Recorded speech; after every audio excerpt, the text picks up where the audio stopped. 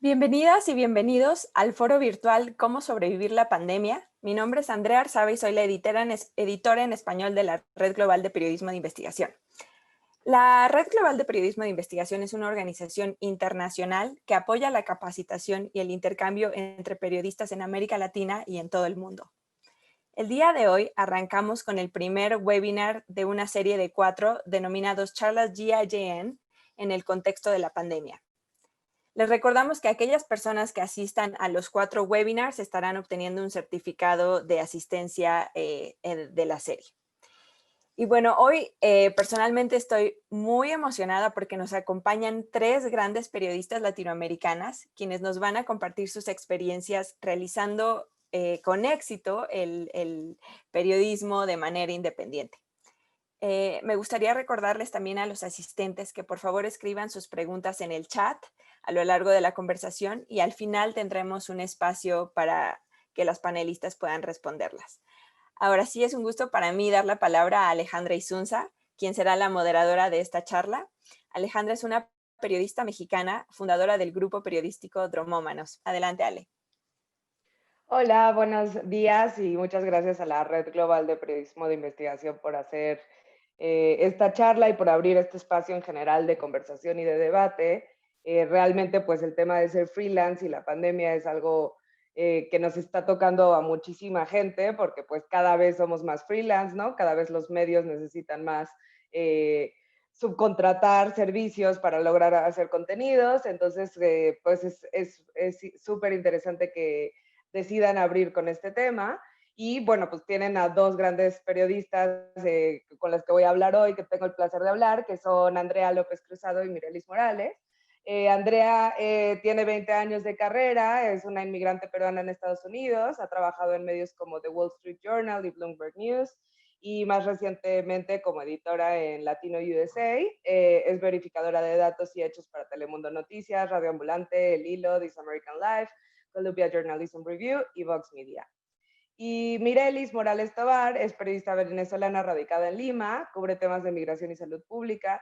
Sus trabajos han sido publicados en El Comercio, en Univisión, BBC Mundo, El Tiempo y Proyecto Migra Venezuela. Es licenciada de Comunicación Social de la Universidad Católica Andrés Bello y magíster en Ciencias Políticas de la Universidad Simón Bolívar. Además de que tiene un diplomado en Psicología Positiva de la Universidad Metropolitana. Bueno, pues muchas gracias por participar en el panel a las 2. Sí, yo quisiera abrir un poco antes de meternos en tema pandemia y demás. Creo que uno de los temas más interesantes o que llaman la atención en general es ¿por qué somos freelance? ¿Es una elección de libertad o es una necesidad de la industria que nos ha puesto ahí, ¿no? Si quieres, Mirelis, contarnos un poco tú por qué empezaste este camino y en este momento y por qué has hecho tu carrera construida así. Bueno, yo creo que termina siendo un accidente, ¿no? Porque hay muchas circunstancias que te llevan a ser freelance. En un momento, hace ya más de 10 años, que fue como mi primer intento de ser freelance, fue a raíz de un despido de un diario. Y ese momento para todos nos trastoca porque ahí es donde aprendes de que uno es periodista porque es periodista y no porque trabaja en un medio. Y allí comencé a trabajar en un blog personal que, bueno, que se convirtió en mi medio, ¿no? Por decirlo. Y luego yo soy una emigrante testaruda, luego de emigrar una vez a Colombia y luego a Perú, mi primera temporada, y regresar a Venezuela, pues fue como la primera opción de dedicarme a seguir haciendo periodismo y bueno, desde entonces ya tengo 6 años como freelance y bueno, la verdad que fue una cosa por accidente, pero al final se ha convertido, yo digo que en un estilo de vida. Andrea, tú, en tu caso, ¿cómo empezaste? ¿Por qué decidiste hacerte freelance? En mi caso fue definitivamente la necesidad. Perdí un trabajo de más de 11 años que mantuve con Dow Jones, que es la empresa madre de Wall Street Journal. y entonces me quedé sin esa seguridad laboral, sin los beneficios, sin las vacaciones pagadas y todo lo que conlleva un trabajo de tiempo completo. Y fue así que empecé a trabajar independientemente, y mi primera gran oportunidad con ese tipo de trabajo fue con Radio Ambulante, que también me permitió diversificarme, ya no solamente ser editora o reportera, sino también ser verificadora de datos, y fue con ellos que aprendí esa parte del proceso editorial, y que hasta el día de hoy me ha ayudado muchísimo para conseguir otros trabajos también como independiente. Y las dos, ¿cómo sienten, digamos, que ha afectado? O sea, este es un momento, bueno, yo en general siempre digo que nuestra industria es una industria en constante crisis, ¿no? O sea, por ejemplo, yo empecé como freelance en 2009, pues, estamos en 2011 y digo en 2020, 11 años después, y estamos en otra crisis, ¿no? Y en 2030 habrá una nueva crisis y constantemente tenemos que estarnos reinventando y buscando la forma de diversificarnos y sobrevivir más. En su caso, digamos, esta pandemia en particular, ¿qué les ha traído? ¿Cómo se han sentido? ¿Sienten que, por un lado, creo que hay más campo de trabajo para algunos, para otros está peor? ¿Cómo lo sientes, Mirelis? Bueno, para mí fue particularmente... aquí está. Bueno, la pandemia definitivamente trastocó mi dinámica, no solamente en cuanto a las colaboraciones, porque pues los medios empezaron a reducir los presupuestos para los colaboradores, plantearme y reinventarme en muchas áreas. Creo que se congeló un poco. Justo escuchaba esa parte de que has tenido que replantear y reinventar en muchas áreas. ¿Cómo sería exactamente eso? ¿Cómo uno se replantea y vuelve a empezar? ¿O empieza, digamos, con algo que no había conocido? Bueno, en mi caso, por ejemplo, tuve que, de alguna forma, comenzar a hacer... me dediqué a crear un taller de redacción, y eso de alguna forma terminó siendo un emprendimiento para esta época. Y también pues tuve que reducir mi carga de trabajo y dedicarme a escribir proyectos más pequeños. Y otra opción fue pues hacer proyectos, dedicarme a hacer proyectos financiados por organizaciones, por la Fundación Gabo, por ejemplo. Esa ha sido otra forma, porque como ya el tema de las colaboraciones constantes, mensuales, ya no se están dando, pues entonces lo que hice fue tomar estos financiamientos y hacer proyectos más a largo plazo, y que además yo pudiera, con mi dinámica de madre, pues hacerlo en un tiempo mucho más prolongado que lo que sería...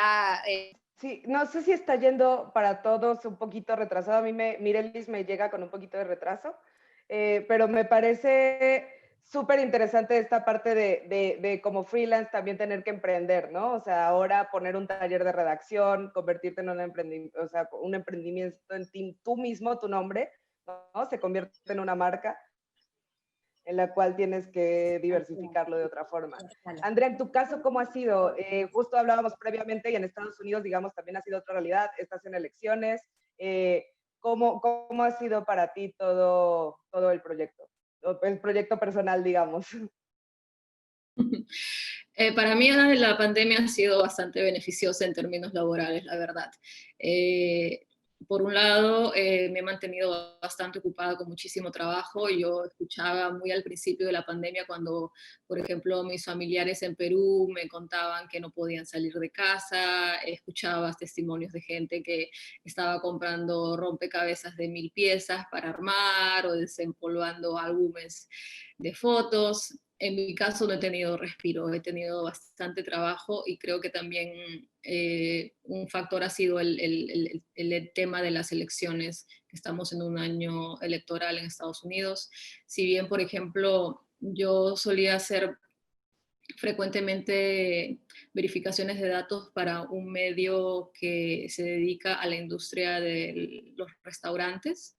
Ellos, por ejemplo, dejaron de pedirme verificaciones, pero sin embargo aparecieron otros proyectos ligados a las elecciones que sí me han dado trabajo, ¿no? Como por ejemplo con Telemundo, que estoy haciendo verificaciones de datos ligados al tema de las elecciones, de Trump, de Biden, y cubriendo los debates, haciendo verificaciones en tiempo real, y también con ProPublica, que estoy colaborando con ellos como identificando problemas que existen a la hora de votar. Así que estoy con ellos todo este mes hasta el día de las elecciones. Entonces, por ese lado ha sido beneficioso. Las dos colaboran con medios internacionales en gran parte. Esto porque, o sea, en mi caso yo también. Esto porque es, digamos, o sea, es porque los medios regionales pagan mucho menos, es porque por prestigio, y cómo por otro lado también se llega a eso. Creo que es una duda que muchísimos de los periodistas más jóvenes pues soñarán con publicar con Times o con, ¿no? O sea, como empezamos. ¿Cómo se llega a esto? Mirelis, en tu caso, ¿tú cómo empezaste a colaborar, por ejemplo, con BBC Mundo? ¿Cómo has logrado diversificarte de esa manera? Bueno, yo creo que en ese caso ha ayudado mucho la red de periodistas que uno va construyendo, ya sea a través de los talleres de la Fundación Gabo, cualquier otra de yo soy becaria de Iberis, o la Fundación Balboa, como se llamaba en un comienzo. Entonces, esa red te permite de alguna forma pues ampliar tus horizontes, ¿no? Yo tuve la oportunidad de trabajar como periodista del diario El Tiempo de Colombia, y a partir de allí, además, la beca Balboa me permitió trabajar en el ABC de España. De ahí vine al Tiempo de Colombia, que fue una oportunidad que encontré por Twitter. O sea, no es una cosa, o sea, fue una oferta que vi por Twitter y yo postulé mi currículum, me postulé al cargo, quedé. A raíz de allí conocí a otros periodistas que me dieron oportunidades. De allí llegué al diario El Comercio a trabajar en un área completamente diferente. Y como yo quería trabajar en el diario, pues estuve unos 6 meses, 8 meses haciendo entrevistas para el diario El Comercio. Yo trabajaba para las revistas y fue un trabajo que hice gratis. O sea, yo no cobré por ese trabajo porque de alguna forma dificultaba el tema de los presupuestos. Entonces, yo lo hice con la intención de que la gente del periódico viera mi trabajo. Entonces, de allí, eso me permitió, cuando regresé a Venezuela, ser colaboradora del diario El Comercio por varios años, y por eso ha sido como una cadena en la que, bueno, tú vas viendo oportunidades, y de alguna forma, obviamente, el escribir en diarios internacionales lo haces muchas veces por prestigio. Además es una oportunidad para aprender, es una gran oportunidad para aprender. O sea, esta colaboración, la colaboración con BBC Mundo, bueno, ha sido una como de las colaboraciones más exigentes que he tenido, ¿no? O sea, la gente cree que, bueno, uno tiene 20 años de experiencia, pero bueno, igualmente hay editores que o sea, te hacen devolver el texto, que te exige, porque además sabe que tú puedes dar un poco más.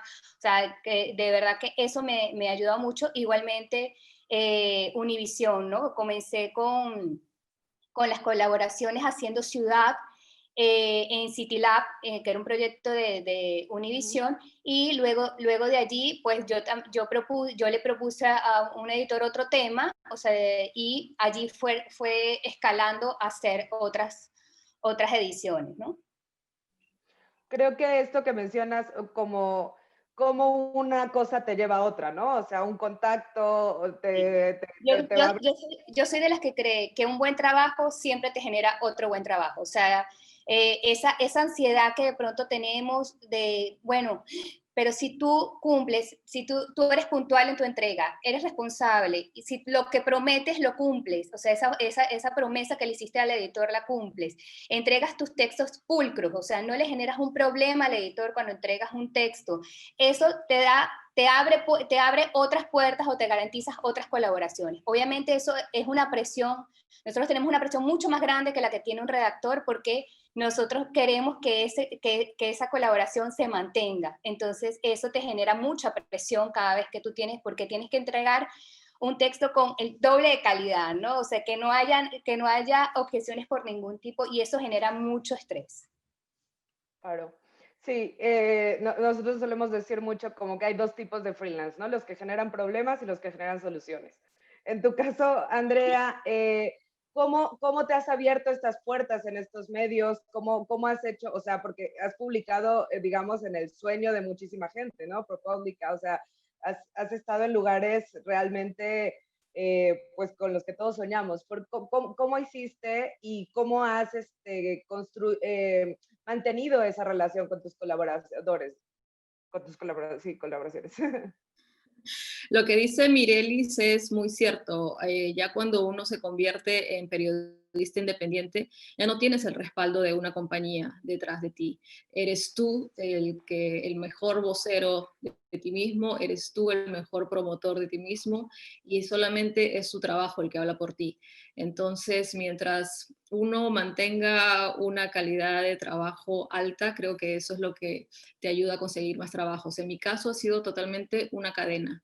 Estoy haciendo verificaciones de datos con Radio Ambulante, y luego, por ejemplo, un editor de Eater.com, que es parte de la familia de Vox Media, me contactó para ver si podía hacer un trabajo de verificación de datos para un paquete de historias que iban a publicar sobre restaurantes mexicanos en Estados Unidos. Y ahí también hago el paréntesis de que me ayuda mucho el ser bilingüe, ser completamente bilingüe, porque necesitaban a alguien que pudiera hacer, que supiera hablar español. Entonces, hice el trabajo con ellos y parece que a él le caí muy bien, le gustó mi trabajo, y él luego me recomendó para hacer una verificación de datos en Columbia Journalism Review, que es la revista de la Universidad de Colombia, de la maestría de periodismo, que es tan respetada, porque necesitaban a alguien también que supiera hablar español.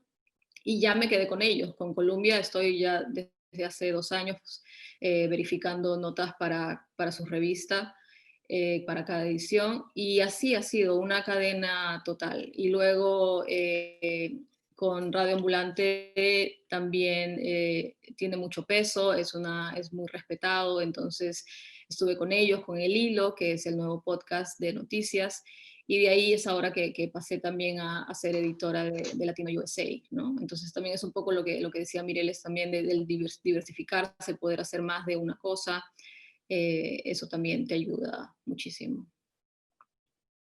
Sí, y creo que también algo que has sabido, o sea, que dijiste ahora y que es muy clave, es aprovechaste el ser bilingüe, por ejemplo, ¿no? O sea, que eso creo que ver las capacidades que tiene cada uno, ¿no? O sea, si hablas francés, o sea, si eres buenísimo en datos, o sea, como aprovechar, digamos, esas skills que no todo el mundo tiene, ¿no? Y empezarte a vender de esa manera, porque creo que eso es también algo que va a consolidar tu carrera y que te va a dar una expertise diferente que mucha gente no tiene, ¿no? Porque finalmente, pues al ser freelance estás compitiendo pues contra miles, ¿no? Todo el mundo quiere publicar en esos mismos lugares y no puedes evitar que estás compitiendo. Voy a adelantarme solo una pregunta que me parece importante.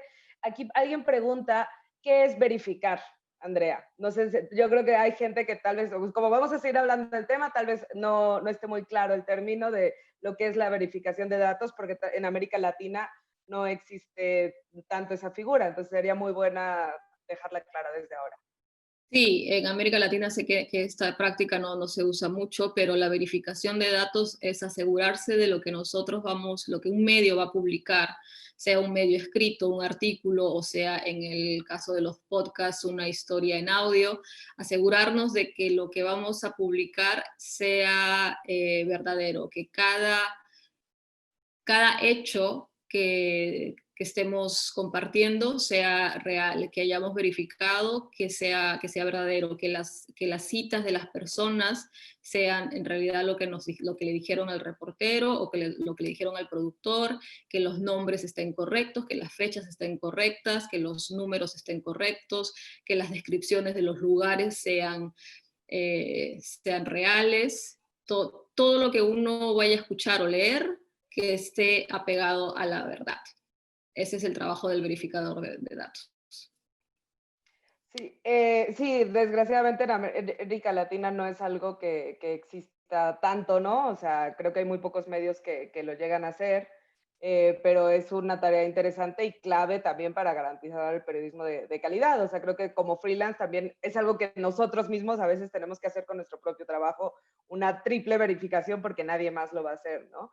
Creo que otro tema polémico o en el que todo mundo quiere un poco saber es cómo se pone precio a nuestro trabajo, ¿no?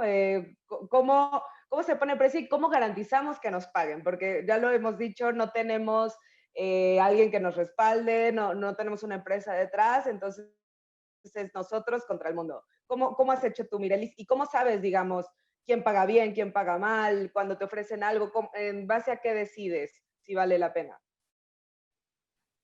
Bueno, allí hay varios temas, ¿no? Hay medios que ya tienen fijado su tarifa, ¿ok? Y bueno, ya ahí corresponde a ti como freelance aceptarla o no. En ese caso, yo lo que hago cuando me toca, quiero proponer a un medio en el que nunca he escrito, que no conozco cómo es su dinámica de pago, y de pronto si te da un poco de vergüenza preguntarle directamente al editor, pues contacto a alguno de los compañeros que hayan escrito en ese medio. A mí me parece clave saber cómo un poco la reputación de ese medio en cuanto cuánto paga, en cuánto tiempo paga, o sea, porque hay medios que pueden ser 30 días, pero puede ser 60 días. Entonces, ya, por ejemplo, en mi caso, yo no acepto colaboraciones que estén, o sea, que quieran pagar más de 60 días. Hay medios que pretenden pagar $30 una nota, o sea, o sea, yo respeto quien decide aceptarlo, pero siento que al final, de alguna forma, afectas el trabajo de los demás, porque empiezas a bajar el estándar de los precios, si se quiere. Hay otra modalidad que es cuando trabajas proyectos más largos, o cuando pones precio a otras de las labores que realizas, porque yo creo que es clave para un freelance diversificarse. No puedes solamente dedicarte a hacerte textos. Tienes que, justamente lo que tú comentabas, conocer cuáles son tus habilidades y aprovecharlas para hacer otras cosas. Por ejemplo, yo descubrí que soy buena productora, ¿sabes? Que soy muy planificada y todo eso, y empecé a ser fixer, pues. Entonces, en esos casos, sí coloco un poco, comienzas a colocar la tarifa en función, por ejemplo, para mí un estándar es que permita cubrir la renta, ¿no? Entonces, no hago un trabajo que no me permita cubrir la renta. Entonces, cada quien maneja esos estándares en función de sus propios niveles de gasto. Pero sí es clave conocer con otros periodistas antes de proponer cómo es el manejo de la oferta en ese medio, y lo más difícil siempre es cobrar, porque eso genera mucho desgaste. A veces puedes estar detrás de una factura 2, 3 meses, entonces por eso es importante como saber cuál es la reputación del medio para no estar en un desgaste 6 meses por un cheque, ¿no? O sea, tú ya descartas un medio que te va a pagar en 6 meses o que sabes que no paga, simplemente ya no colaboras con él. Sí, o sea, porque creo que si nosotros cumplimos, además o sea, si entregamos a la fecha, si entregamos un buen texto, un texto de calidad, si estamos cumpliendo con todos esos requisitos, creo que es parte de exigir respeto por nuestro propio trabajo, que nos paguen cuando nosotros, o sea, en un lapso razonable, ¿no? O sea, yo creo que tiene que haber un tema de dar, o sea, dando y dando, ¿no? O sea, si yo estoy entregándote un texto de calidad, para aligerar tu trabajo, también tienes que ayudarme a aligerar mi trabajo también, ¿no? Andrea, en tu caso, ¿cómo ha sido todo el tema económico? ¿Vale la pena ser freelance o realmente es más martirio que otra cosa? Sí, o sea, vale la pena en el sentido de que uno decide con quién trabajar y los tiempos, pero justamente por el hecho de que ya no estás en un puesto de trabajo que te exige 40 horas a la semana, entonces muchas veces tú mismo te autoimpones más trabajo del que de repente deberías aceptar. En mi caso, ese más bien ese es el problema, ¿no? Que gracias a Dios me llega muchísimo trabajo. No he aprendido del todo a decir que no siempre, sino aceptar y aceptar y aceptar trabajo. Y llega un momento en que trabajas 14 horas al día, ¿no? Porque has aceptado tantas comisiones que entonces pues tienes que repartirte para poder cumplir con todas y empiezas a trabajar desde muy temprano hasta muy tarde en la noche, a trabajar los fines de semana, no tienes una hora de almuerzo, no tienes una hora de cena, entonces ese es el problema, ¿no? En cuanto a pago, en tiempo, en cuanto a pagos, gracias a Dios yo trabajo con muchas empresas en Estados Unidos, entonces que están acostumbradas a pagar puntual, no tengo problema con ello, pero sí en América Latina sí otra realidad. Hace poco colaboré con un medio en América Latina y tengo varios meses esperando el pago aún de esa colaboración, algo que no me pasa con los medios en Estados Unidos, por ejemplo. Claro. No, tal vez no ahora, pero yo creo que también debe de hacerse una red de periodistas en la cual denunciemos ese tipo de cosas de los medios, digamos, ¿no? En Estados Unidos existe Study Hall, que me gusta mucho, que es una red de editores y de freelance que van contando pues lo que les pasa, ¿no? Entonces, si alguien, si un medio te hace algo, ¿no? O sea, o no me paga, el medio no me paga, o me robaron mi idea, o cosas así, la gente se lo cuenta entre sí, como para crear una comunidad que exija más, ¿no? Porque también creo que, digamos, en América Latina, que hasta hace 8 años, diría, todavía casi no había freelance, ¿no? O sea, yo creo que de unos 5 años para acá ya es algo muchísimo más común y va a seguir creciendo porque, pues, o sea, el modelo de los medios está cambiando. Creo que es muy importante nosotros ponernos serios con nuestro trabajo y cómo queremos que sea como freelance también, ¿no? O sea, no siempre estar a merced de lo que los medios nos van a dar. Entonces también decir, oye, mira, yo tuve una mala experiencia con este medio, o hay que hablar con el editor porque no puede ser así, o sea, ese tipo de cosas pues van a ir cambiando la cultura laboral, ¿no? Que creo que eso es importante. Alguien preguntaba también como si se puede ser freelance, si se puede vivir hoy de ser freelance. Yo creo que ustedes dos son claro ejemplo de que sí, y de que se puede vivir bien y que puedes construir una gran trayectoria por ti mismo, ¿no? O sea, creo que justo ya no es como en los viejos tiempos de, ay, soy el periodista del país, y entonces eso es lo que te destacaba tu trabajo, ¿no? Ser la marca detrás de ti. O sea, creo que ahora estamos en un momento en que la marca eres tú mismo y que es interesante cómo está cambiando, y creo que también hay mucho lujo, hay mucha tiempo como pues para escoger los temas, para justo valorar nuestra pasión, ¿no? O sea, como casi todos los que somos periodistas, nos mueve la pasión, no nos mueve otra cosa. Entonces, en tu caso, Mirelis, por ejemplo, ahorita, ¿qué temas o qué te está moviendo, digamos, qué es lo que quieres hacer de tu carrera y qué has ganado con esta libertad?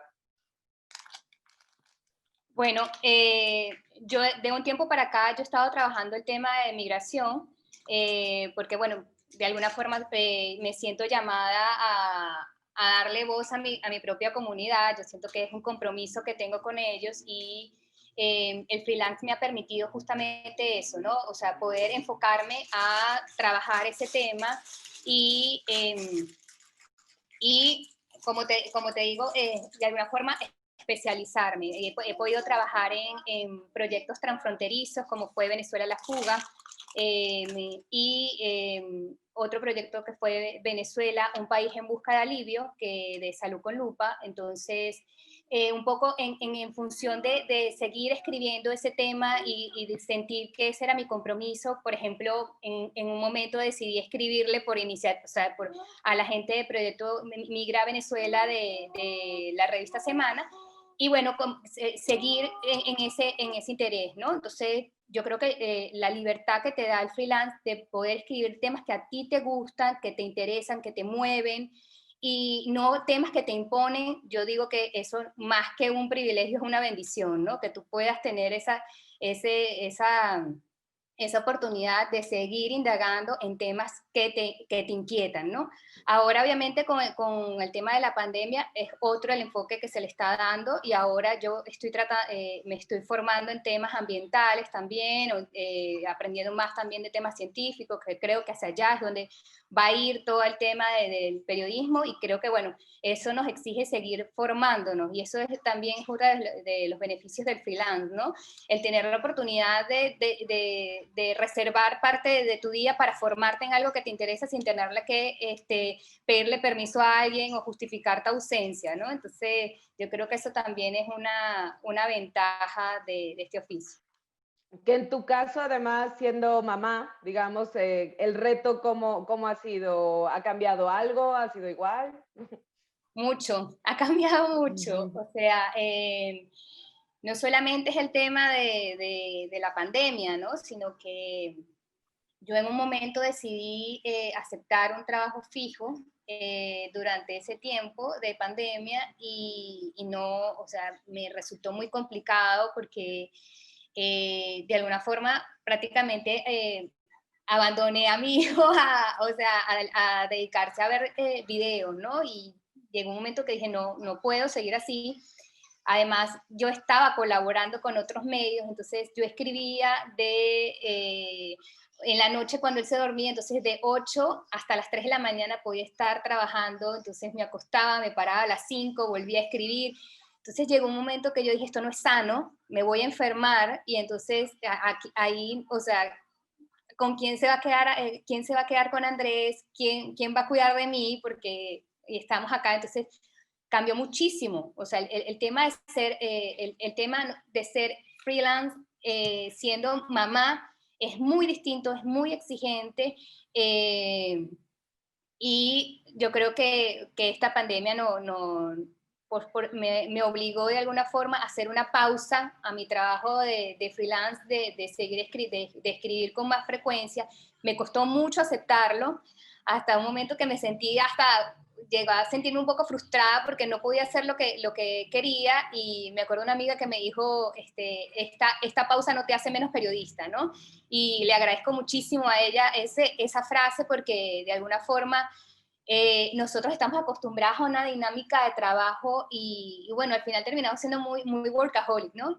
Entonces, el tomarme esta pausa y escribir a otro ritmo, pues ha sido también un aprendizaje de esta pandemia. Sí, creo que eso que mencionas, el tema de salud mental, ¿no? Que es algo que ha empezado también ahora con la pandemia, o sea, que siempre ha existido, pero que con la pandemia se ha agudizado y que apenas estamos empezando a hablar, ¿no? Tú, Andrea, también mencionabas que has tenido, o sea, que has estado aprendiendo a decir no, porque justo te has saturado tanto de trabajo que me imagino que también te ha causado un estrés duro, ¿no? Para mantener... pues para cumplir con todos, porque finalmente el cumplir, ¿no? El hacerlo bien es como el objetivo que tenemos todos como freelance. ¿Qué otros retos has sentido, no sé si agudizados con la pandemia o en general a lo largo de tu carrera, y cómo has logrado vencerlos? Sí, definitivamente el hecho que te comentaba antes de que ya no tienes una estructura, entonces pues o tú te haces bien o tú te haces daño, ¿no? Porque si es que empiezas a aceptar muchos trabajos, o sea, por ejemplo, no sé, de repente algunas personas que ven a los freelancers de afuera pueden pensar que nosotros pues decidimos con quién colaborar, decidimos qué hacer, tenemos más libertad de trabajo, no tenemos un jefe, entre comillas, pero también están los retos de que uno mismo se impone, de cumplir con muchos trabajos a la vez. Y en mi caso, pues el problema ha sido no saber decir que no, el problema es aceptar muchas cosas al mismo tiempo. Pero, y por ejemplo, mi novio me bromea mucho cuando le cuento de que alguien me está buscando para hacer un trabajo y él me dice, entonces tú estás pensando de repente, ok, si hoy día no como y si mañana almuerzo a las 5 en lugar de las 2 de la tarde, entonces de repente sí lo puedo hacer. Entonces siempre como que estoy yo tratando de retarme un poco más, de hacer algo más. Y es porque tengo la bendición de que me llegan también trabajos de medios con los que quiero colaborar. Por ejemplo, no, ahora estoy con Telemundo, con ProPublica, con el trabajo en Latino USA, con Colombia Journalism Review, y son medios a los que no les quiero decir que no, porque sé que aportan a mi carrera, aportan a mi currículum. Entonces, es tratar de sacar el tiempo de donde que no tengo para poder cumplir con todos. Y hasta ahora, gracias a Dios, lo estoy haciendo bien. Pero creo que el tener a alguien que te cuida, el conversar con alguien que conoce lo que haces tú día a día y que te dice, oye, no, ¿sabes qué? No, di que no porque después vas a quedar mal, aprende o no o te vas a enfermar. Eso ayuda muchísimo, ¿no? El poder tener el apoyo de alguien que te cuide y que te diga, no, esto ya es demasiado, ¿no? Tienes que tener tiempo para ti también. Porque puedes darte un día, o sea, hay días que yo no salgo de casa, ¿no? O sea, estoy todo el día trabajando y no he puesto un pie en la calle, no, o sea, en ningún momento, ¿no? Entonces, ese es el gran reto, ¿no? Saber cuidarte a ti mismo. Claro.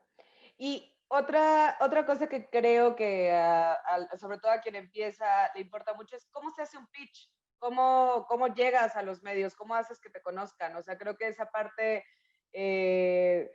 con el tiempo se vuelve más fácil, pero a la vez siempre sigue siendo, ¿no?, una relación de seducción nueva, porque siempre son clientes nuevos también. ¿Cómo hacen ustedes? ¿Cuáles son sus trucos para pitchar, digamos? Mirelis.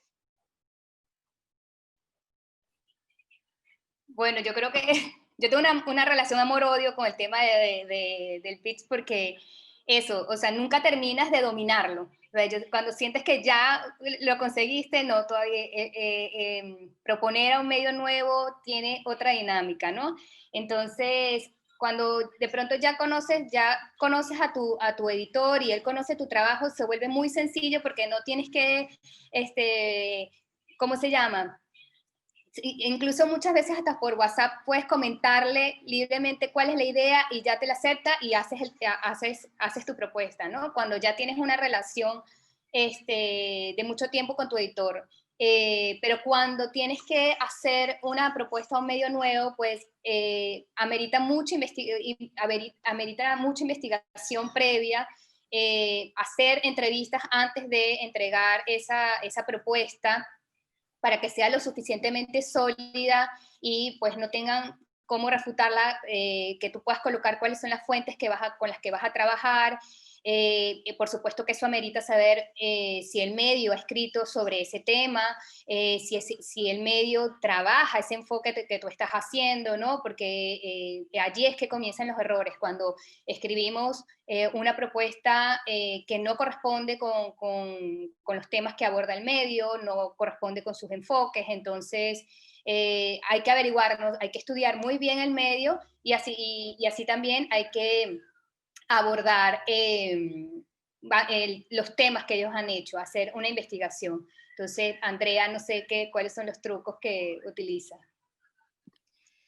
Yo, por ejemplo, bueno, a mí me llega muchísimo trabajo como verificación de datos, entonces no tengo que proponer ahí una historia, pero lo que me ha servido en el pasado cuando he hecho colaboraciones como redactora, como reportera, ha sido siempre proponer un tema del cual que me apasione muchísimo, ¿no? Algo, por ejemplo, recuerdo haber propuesto perfiles sobre Sarah Sanders, la ex secretaria de Donald Trump, y también de Stephen Miller, ¿no? La cabeza detrás de todas las políticas inmigratorias en Estados Unidos durante el gobierno. Entonces, el haber tenido como que mucho interés de explorar quiénes eran estos personajes, el haber querido exponer cómo es que trabajan, cómo es que piensan, por qué son tan influyentes en el gobierno de Trump, eso me ayudó a poder vender esas ideas. Entonces, creo que cuando a uno le interesa muchísimo un tema, vas a poder transmitir ese interés y vas a poder transmitir la relevancia de ese tema o de ese personaje, de esa tendencia que quieres desarrollar en una nota. Así que creo que eso ayuda muchísimo. Sí, Yo creo que en so- ese caso también es un tema de resistencia, digo yo, de persistir, ¿no? Porque para obtener un sí a veces obtienes muchos no. Y a veces, bueno, obviamente hay momentos que te puedes decaer, ¿no? A decir, bueno, ¿qué pasa? Porque no recibo respuesta, te da una ansiedad de, bueno, he tocado cinco o seis puertas y no ha salido ninguno. Entonces, bueno, la verdad que el trabajo freelance es así, muchas veces tienes que tocar muchas puertas, recibir muchos no, pero yo creo que el ser persistente te va a llevar a un sí en algún momento. Y aquí insistiendo sobre todo porque creo que de verdad los jóvenes es algo como que tienen un vértigo al principio, ¿no? De cómo empezar, de cómo, si no has escrito, si no te conocen, o sea, cómo convencer a la gente de que tú vas a ser bueno cuando todavía no tienes nada, digamos. ¿Cómo te acercas a un editor que realmente no sabe nada de ti?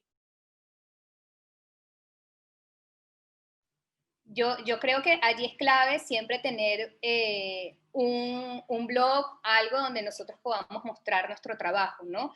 En mi caso, ya tengo años en esto, yo tengo un portafolio en el donde coloco mis artículos, y eso es como mi carta de presentación al momento de yo acercarme a un editor, pues, ¿no? Pero yo creo que es importante tener un portafolio, tener un blog bien actualizado con alguno de estos textos. Y es clave que ese primer correo que tú envíes, por supuesto, esté muy bien escrito, no tenga errores ortográficos, o sea, porque ese primer contacto con el editor habla mucho. Entonces, es importante que pues, de alguna manera sea muy bien, estemos muy bien presentados, nos presentemos bien en ese primer contacto, ¿no? ¿Tú, Andrea, cómo has hecho? Sobre todo, que creo que también las dos, otro tema que tienen, es que las dos son inmigrantes, ¿no? Las dos han ido a otros países donde no las conocían, donde han tenido como que empezar otra vez, ¿no?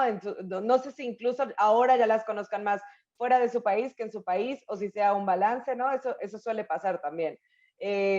¿Cómo ha sido ese pues, cavar de cero? Pues en mi caso yo recuerdo que cuando yo fui muchos años colaboradora del diario El Comercio de Perú, que es mi país natal, y me acuerdo que mi primer contacto lo hice cuando aún estaba trabajando para el Wall Street Journal, y El Comercio era uno de los socios del journal en América Latina, y entonces me presenté con ese respaldo, pero la primera nota la escribí sin que me pagaran, ¿no? Porque yo lo que quería era demostrarles cómo yo podía escribir, cómo podía reportar, cómo podía armar una historia, y entonces se las mandé, y me acuerdo que ni siquiera la utilizaron porque ya había otra persona trabajando en esa nota, pero les gustó tanto que entonces luego me pidieron trabajos, ¿no? Entonces fue así, a veces uno tiene que empezar simplemente demostrando qué es lo que puedes hacer y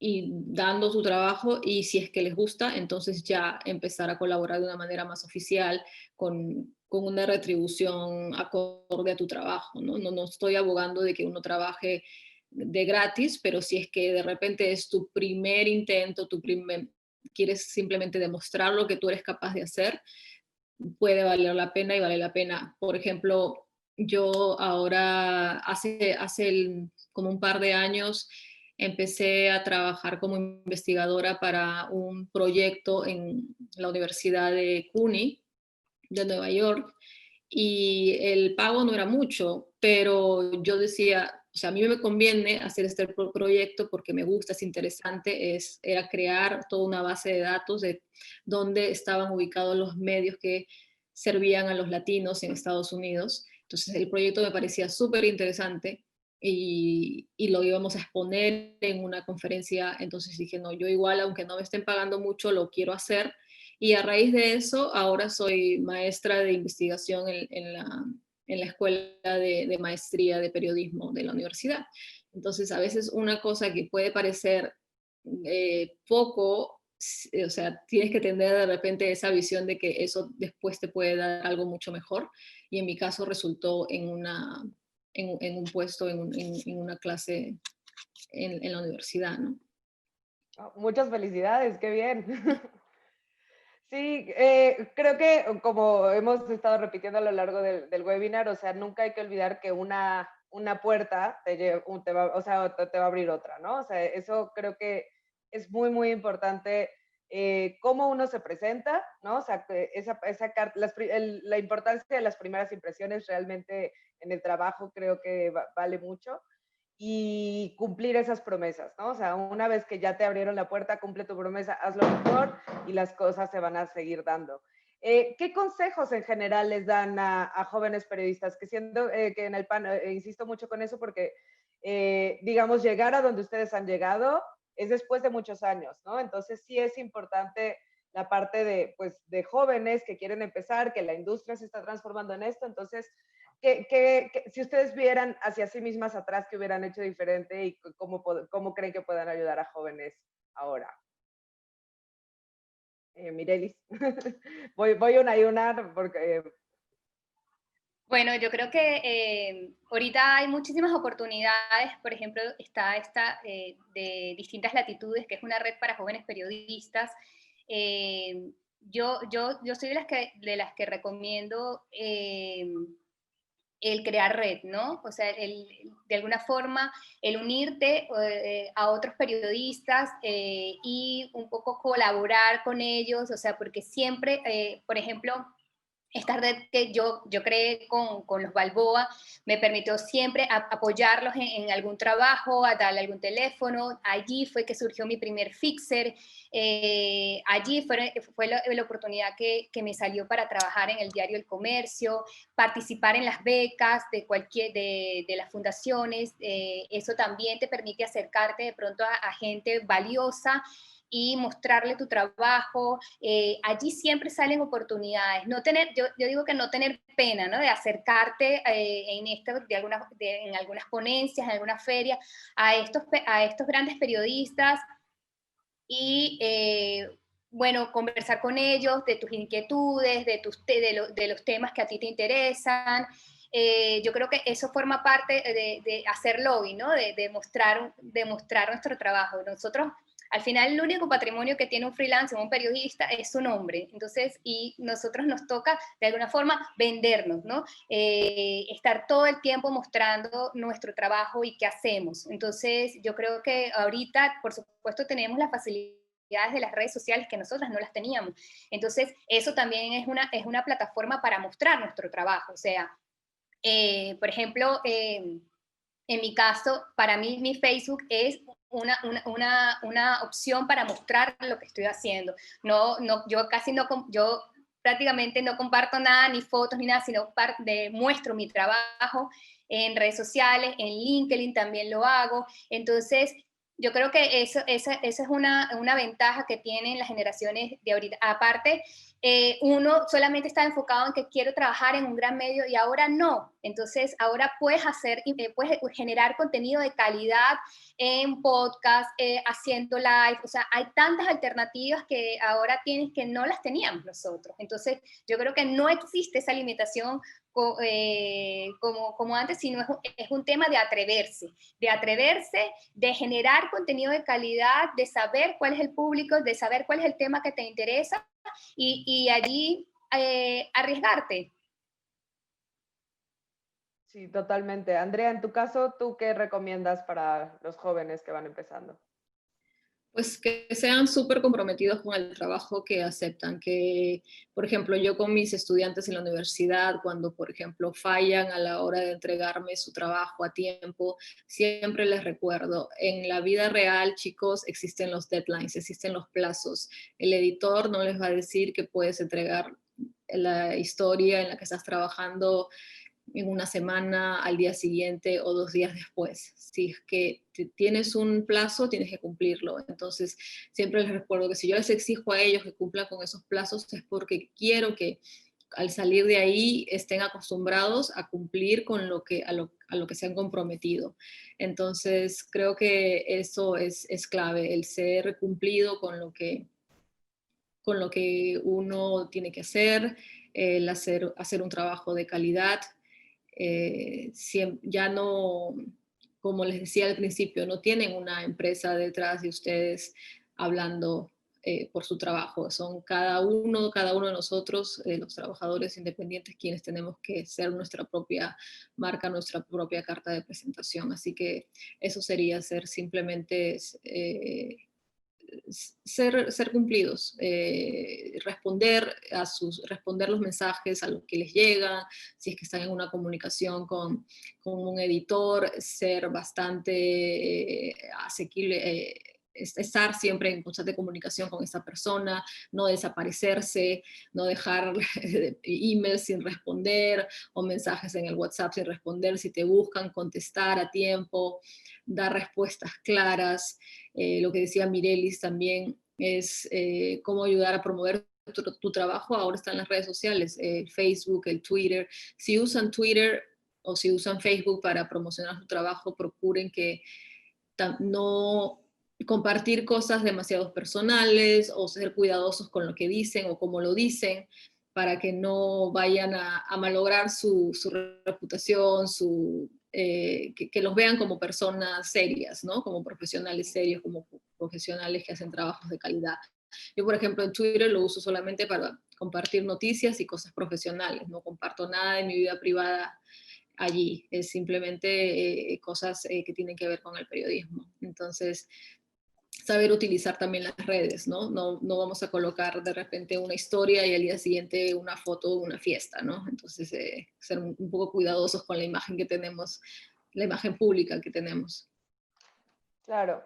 Creo que las dos dicen cosas muy claves, ¿no? O sea, uno, hace 10, yo sí creo que es más fácil hoy que hace 10 años, ¿no? O sea, redes sociales, hay más webinars, hay más capacitación por todos lados, ¿no? O sea, hay más becas de las que había antes, o sea, ahora la Fundación Gabo, varias organizaciones en Estados Unidos, o sea, hay muchos grants que se ofrecen, bolsas de trabajo para periodistas independientes, o sea, que tal vez no son...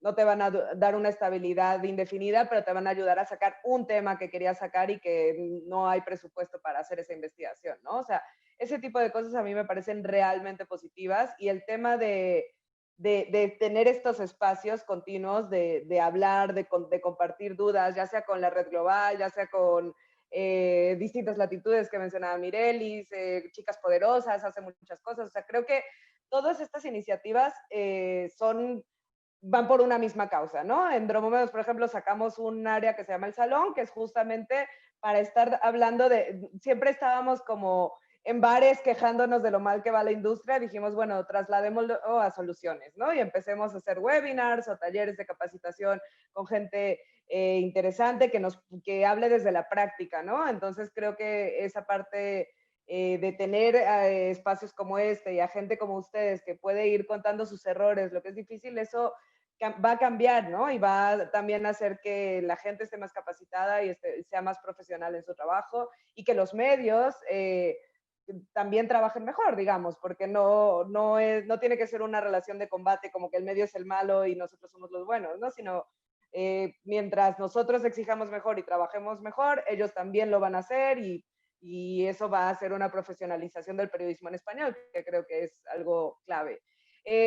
Dicho todo esto y después de una hora de estar hablando, creo que hay varias preguntas que algunas ya se empezaron a tocar, pero creo que es hora de abrirlas. Ahora Andrea Arzaba de la Red Global de Periodismo de Investigación nos va a decir cuáles son las dudas.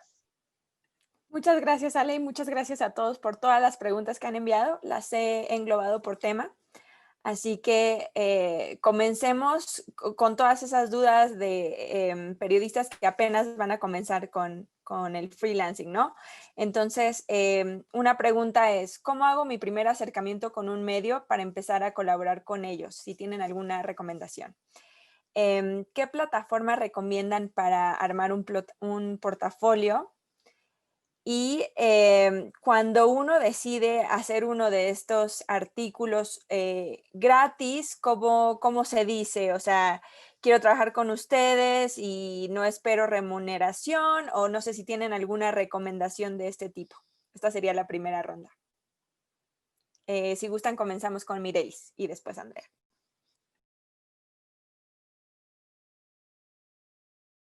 Mirelis, estás en mute. Perdón. Ya. Voy a compartir mi portafolio, no sé si lo hago por el chat o por donde dice preguntas y respuestas. Por el chat. Ok. Esta es una de las plataformas que existe para... Ah, perdón, creo que le entré... No te preocupes, lo comparto si lo quieres. comparto, Sí, ok. sí. Esta es una de las plataformas que existe, que está dedicado para periodistas. Es gratuita, es limitada a unos 10 artículos, si mal no recuerdo, pero la verdad que funciona bien, tiene varios diseños importantes.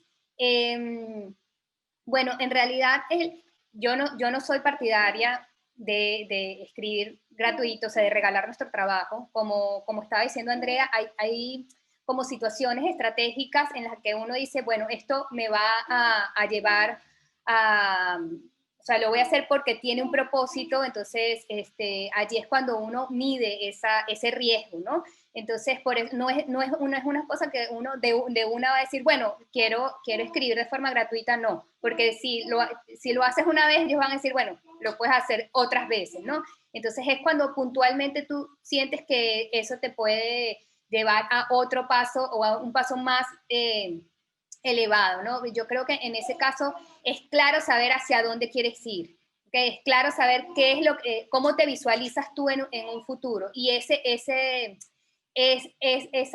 visión a futuro es lo que te va a decir, bueno, este paso lo tengo que hacer porque quiero llegar a este siguiente nivel, ¿no?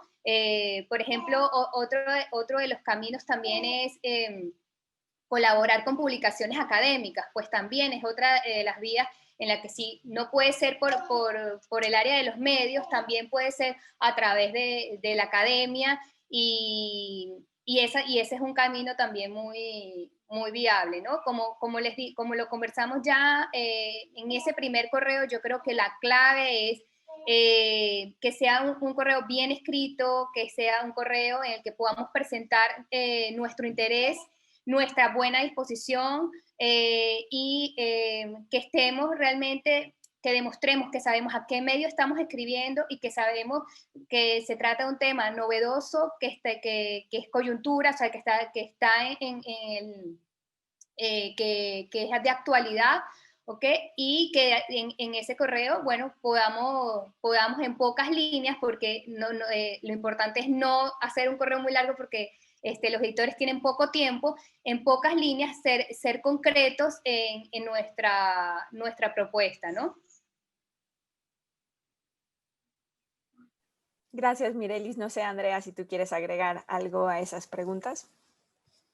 Sí, de repente si es que van a proponer algo, siempre incluyan en su correo por qué esa historia debe escribirse hoy, por qué debe contarse hoy, qué es lo que, en qué contexto estamos en ese momento que amerita que esa historia sea publicada pronto, y también por qué ustedes son las personas indicadas para contar esa historia. Eso es algo que un editor siempre va a buscar. ¿Por qué hay que publicarla y por qué tengo que publicarla a través de ti? Entonces siempre incluyen ahí la información de repente ustedes tienen un acercamiento especial con los personajes de la historia, de repente tienen una historia personal que tiene relación con la historia que quieren contar. Entonces, díganles por qué ustedes son esa persona indicada. Perfecto. Bueno, la segunda ronda de preguntas es más sobre cobros, un tema que ya se trató, pero bueno, pregunta el público. ¿Tienen algún consejo sobre es mejor cobrar por palabra, por hora, por proyecto? No sé si ustedes tienen como alguna fórmula o alguna manera en la que calculan el costo de trabajo, sobre todo para aquellos que comienzan, ¿cómo recomiendan saber cómo cobrar? Comenzamos con Andrea y después Mirelis. En mi caso, yo usualmente cobro por hora. Es más el estándar aquí en Estados Unidos cobrar por hora. Algunas veces también he hecho trabajo freelance como traductora y usualmente se cobra por palabra, pero usualmente cobro por hora. Por artículos, sí, usualmente el medio tiene ya una tarifa establecida y te va a decir que pagan X cantidad de dinero por una nota, y puede que tú trabajes 10 o 20 horas en esa nota y que al final de cuentas te salga $2 la hora, pero eso ya depende de cada uno si es que lo acepta o no, ¿no? Pero es muy distinto con cada medio y con el tipo de trabajo que haces, ¿no? Y como dice Andrea, en Latinoamérica los medios ya tienen como fijado una tarifa que, pues, que ronda entre los $150 y los $100 una nota de unas 2, 3 cuartillas. Como dice, si lo calculas por hora, pues obviamente estás ganando $2 la hora, $5 la hora. No es un mecanismo realmente muy rentable o equilibrado, pero es la dinámica que se utiliza en Latinoamérica para las colaboraciones. Ya cuando corresponde a un proyecto transfronterizo, por ejemplo, que ya hay un financiamiento, pues ya ahí la negociación es con el editor, porque por lo general se hace un precio para los periodistas, y como son trabajos de 3 o 5 meses, pues depende de cuánto sea el financiamiento, pero allí ya tiene que ser de más de $600, $800. Todo depende de cuánto tiempo tome la investigación. Yo tengo una duda aquí, sobre todo ustedes que hacen otras cosas como ser fixer o verificación de datos en específico.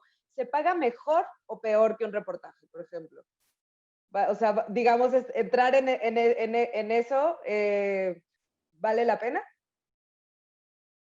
En mi caso, paga mejor ser verificadora de datos para medios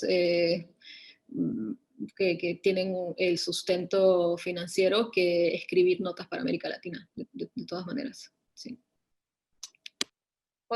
Ser fixer paga mucho mejor que ser redactor.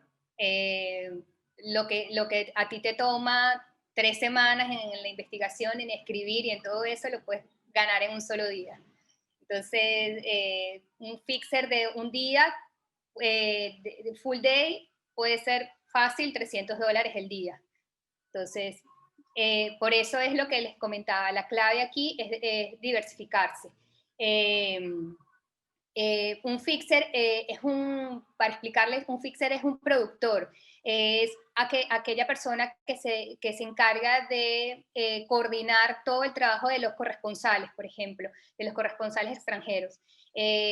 Como yo trabajaba yo vivía en ese momento en Venezuela, bueno, por supuesto, había cualquier cantidad de corresponsales que querían ir a Venezuela, entonces yo me encargaba de coordinar las entrevistas, la movilización, el hospedaje, el tema del dinero, porque allá en Venezuela es un tema el efectivo, el cambio de los dólares, llevarlos a los lugares donde, o sea, el tema de seguridad. Y ese trabajo también lo hice aquí en Perú, porque también habían corresponsales que querían cubrir el tema de la migración venezolana. Entonces, ese mismo trabajo lo hice para ellos. Y también para el tema cinematográfico, el tema de comerciales también funciona. Y yo también me dedico a hacer coordinación editorial. yo hago como parte del trabajo de diversificarme, hago libros, es un trabajo que me gusta muchísimo el tema de la edición y bueno, por supuesto también paga mucho mejor que el periodismo. Perfecto. Bueno, pues una última ronda de preguntas y también, Ale, me encantaría que respondieras en esta ocasión. Preguntan, ¿cómo sembrar el interés en los editores en historias que vienen a veces de países pequeños o de comunidades que a lo mejor no son muy conocidas y que no están en la agenda de medios tradicionales? También pregunta, esta a lo mejor es más para Mirelis, ¿no? ¿Cómo comenzar como fixer, sobre todo en un país donde eres migrante? Y también si tienes algún comentario respecto a trámites migratorios. Y para Andrea también preguntan cómo comenzar como verificador de datos. Y no sé si tienes como alguna herramienta que utilices para verificar datos y también en específico para verificar datos en vivo, como es el caso de un debate presidencial. Si gustan, comenzamos con Andrea. ¿Cómo verifico? Si es que tengo alguna herramienta para verificar datos, no exactamente, porque la historia, el reto justamente de verificar una historia es comprobar la veracidad de los hechos que contiene esa historia. Entonces, todas las historias van a ser distintas. Una sola base de datos no te va a llevar nunca a poder verificar toda clase de historias. Entonces, depende mucho de cuál es el contenido.